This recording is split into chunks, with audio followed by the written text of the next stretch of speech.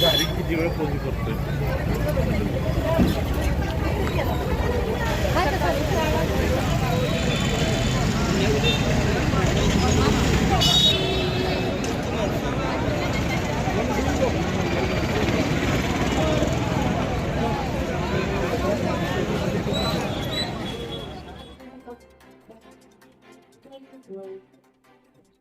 अजिंक्य तारा न्यूजमध्ये आपलं स्वागत आहे. गेल्या 4 वर्षापासून नगरपालिकेला आरोग्य सभापती हा नव्हता. आता आरोग्य सभापती म्हणून धनंजय जांभळे यांची निवड झालेली आहे. एक चांगला सभापती नगरपालिकेला मिळाला आहे. जनता सुद्धा खुश आहे. आज संत गाडगे बाबा यांची जयंती आहे. तर जयंतीनिमित्ताने त्यांनी सातारा कचरा मुक्त करण्याचा संकल्प केला आहे.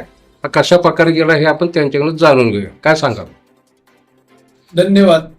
या माध्यमातून मी तुम्हाला सांगू इच्छितो, गेली 4 वर्ष सातारा नगरपालिकेची निवडणूक झाली नव्हती.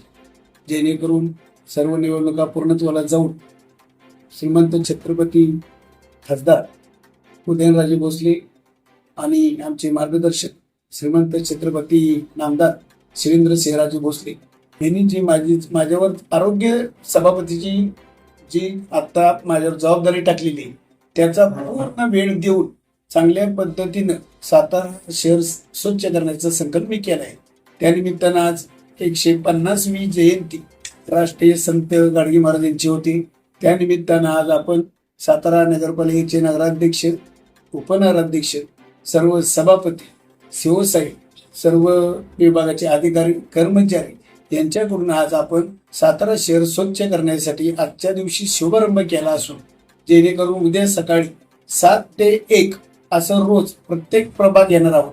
प्रत्येक प्रभागात जात असताना आमच्या ज्या मशिनरी आरोग्य विभागाच्या काय JCB असू द्या, ट्रॅक्टर असू द्या, डंपर असू द्या, काही महिला कर्मचारी असू द्या किंवा आमचे पुरुष कर्मचारी असू द्या, ही सर्व घेऊन जाऊन 3 ते 4, 5 दिवस एखादा प्रभाग मोठा असतो, त्याचा विस्तार मोठा आहे, त्या पद्धतीने आम्ही त्या वड्या असू द्या, गटर असू द्यात, त्या रस्ते असू द्यात पूर्णपणे साफ करून चांगली स्वच्छता करण्याच्या निमित्तानं आपण सातारा शहराचा विस्तार झाला असलेली आपली महारदरे इथून आपली सातारा शहराची हद्दवाढ झालेली आहे. तर महारदरे गावातून म्हणजे तोच प्रभाग क्रमांक 23 तिथून आपण चांगल्या पद्धतीने स्वच्छता मोहीम करून 3 ते 4 दिवस स्वच्छता मोहीम झाल्यानंतर वेगवेगळ्या प्रकारच्या फवारण्या, फॉगिंग मशीन असू द्या, पावडर असू द्या, हार्मोनची फवारणी असू द्या, जेणेकरून आम्ही स्वच्छ केलेले गाळाचे ढीग असू द्या, कचऱ्याचे ढीग असू द्या, ते वाहनानं उचलून अति चांगल्या पद्धतीने एक प्रभाग करणार आहोत. त्या निमित्तानं ही स्वच्छता मोहीम जोपर्यंत सातारा शहराचा काना कोपरा संपत नाही तोपर्यंत सुरळीत, अगदी शासनाची सुट्टी असते कर्मचाऱ्यांना रविवार सोडून किंवा एखादी सणावाराची सुट्टी असते ती सोडून ही स्वच्छता मोहीम अतिशय चांगल्या पद्धतीनं सातारा शहराच्या काना कोपऱ्यात सुरू राहील. जेणेकरून माझ्यावर जी जबाबदारी दिली त्या पद्धतीने मी एक मत मागितलं. ते मत मला दिल्यानंतर मला कसल्याही परिस्थितीत जबाबदारी होती. ती जबाबदारी पेलण्याची जी क्षमता तुमच्या सातारा शहरवासियांच्या आशीर्वादाने मिळालेली असून सातारा शहरवासियांची सेवा करायला मिळते हे मी खरं भाग्य समजतो. गेल्या 2-3 वर्षापूर्वी कोविडच्या महामारीतून आपण सर्वजणच गेलो आहोत. त्या निमित्तानं खरंच स्वच्छता म्हणजे काय, कशासाठी करायची असते, ज्या पद्धतीनं आपण आपल्या शरीराची, आपल्या कपड्याची, आपल्या घराची स्वच्छता असू द्या, शहराची निगा असू द्या, चांगल्या पद्धतीने राखतो त्याच पद्धतीनं सातारा शहरात स्वच्छता राखण्याचं काम सातारा शहरवासियांचं आहेच आहे. परंतु आमचं कर्तव्य सुद्धा आहे, ते आम्ही कर्तव्य पार पाडणार असून स्वच्छता चांगल्या पद्धतीने झाल्यानंतर या चॅनलच्या माध्यमातून सातारा शहरवासियांना माझी एक विनंती असेल, जेणेकरून ज्या पद्धतीने आपलं घर कुटुंब समजतो त्या पद्धतीने आपलं शहर हे आपलं कुटुंब असून आपला कचरा वला असू द्या, सुका असू द्या, घंटा गाडी किंवा ट्रॅक्टर मध्ये टाकावा. अन्यत्र ठिकाणी टाकल्यानंतर काही गोष्टी भागाव्या लागतात.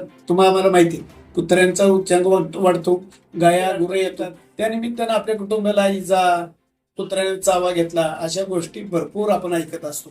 जेणेकरून जर आपण कचरा रस्त्यावर नाही टाकला, कोणत्याही बाबतीत आपले संबंधित नगरसेवक आहेत, भाग निरीक्षक आहेत, आम्ही स्वतः सातारा शहरात फिरत असतो, त्या निमित्तानं व्हॉट्सअपला असू द्यात किंवा फोनद्वारे असू द्यात, जो खरंच कचरा टाकतो त्याला विनंती करावी, बाबा रे टाकू नको. 2 ते 5% लोक कचरा टाकतात, पूर्ण शहराचं नाव बदनाम होतं. जेणेकरून आता आपण पाहिलं, माझी वसुंधरामध्ये महाराष्ट्रात 1 नंबरचं बक्षीस सातारा नगरपालिका मिळालं. त्याच निमित्तानं स्वच्छता मोहिमेच्या बाबतीत स्वच्छतेत कसल्याही परिस्थितीत महाराष्ट्रात आणि कानाकोपऱ्यात महाराष्ट्राच्या सातारा नगरपालिकेत नाव जावं, प्रथम क्रमांकाचं बक्षीस मिळावं, त्या पद्धतीने मी काम करणार असून थोडंसं वाईट वाटेल आपल्या सर्वांना की बाबा खरंच आपण कचरा 1-2% जण टाकतोय. एकदा सूचनेनुसार एकदा सूचना होईल, स्वच्छता होईल, जेणेकरून आपण कोणी नाही ऐकलं तर कसल्याही परिस्थितीत आपल्याला दंडात्मक कारवाईला सामोरं जावं लागेल, हे आपण सर्वांनी लक्षात ठेवलं पाहिजे. ज्या पद्धतीने मागाशी म्हटलं, आपलं कुटुंब त्याच पद्धतीने आपलं शहर त्या पद्धतीने समजून सर्वांनी काम करावं. माझी एकट्याची जबाबदारी नसून आपल्या सर्वांची जबाबदारी, हे लक्षात ठेवून स्वच्छ सुंदर सातारा बनवण्यासाठी आपण सर्वजण माझ्यावर विश्वास टाकलेला आहे. तो विश्वास सार्थ करण्यासाठी मला जबाबदारी दिलेली आहे. त्या निमित्तानं तुम्ही मला मदत करा, माझ्यावर राहा आणि कसल्याही परिस्थितीत सातारा स्वच्छ आणि सुंदर करा. धन्यवाद.